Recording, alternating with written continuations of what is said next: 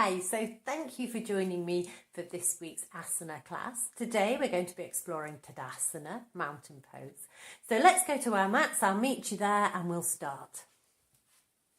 So Tadasana, or mountain pose, is the primary balance. In Ashtanga it's called Samastitihi, and there are, as with all shapes in yoga, a number of variations, but I'm going to be teaching you the classic mountain pose, Tadasana, that I learned as a yoga teacher, and we can talk about the variations after.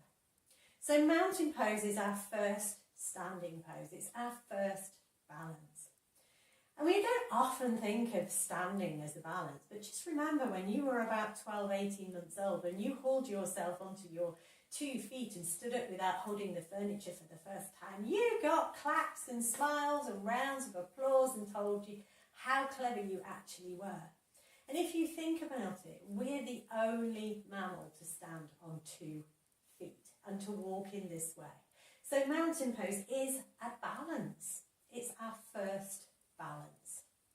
And if we think of mountains, I often say to my students, mountains don't fidget, they are strong, they are serene. Mountains bring us stillness and focus. So it's an important shape. And if you think Tadasana is easy, find yourself into your Tadasana, close down your eyes and stand for 5 minutes. That said, we're going to get started. So Tadasana, like all standing poses, starts with our feet. And I ask my students to ground down into the trident in both feet. So that's the base of the big toe, the base of the little toe and the heel. And find your feet firmly rooted to the ground.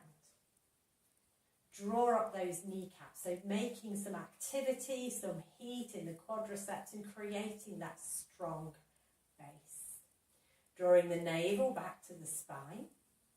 So you create a strong core, a stability. And I often say just roll your shoulders 2 or 3 times till you find your shoulders nicely centered over your hips.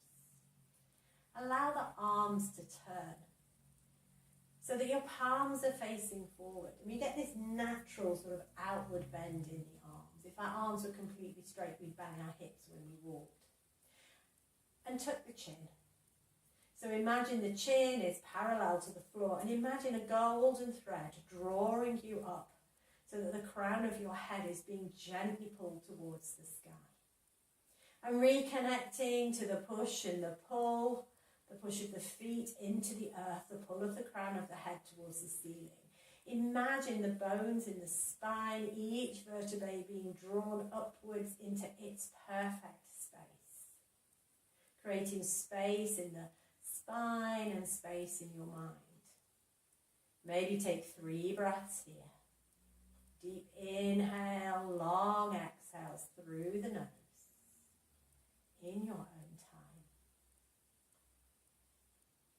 And when you're ready, say thank you to yourself for finding your perfect mountain pose.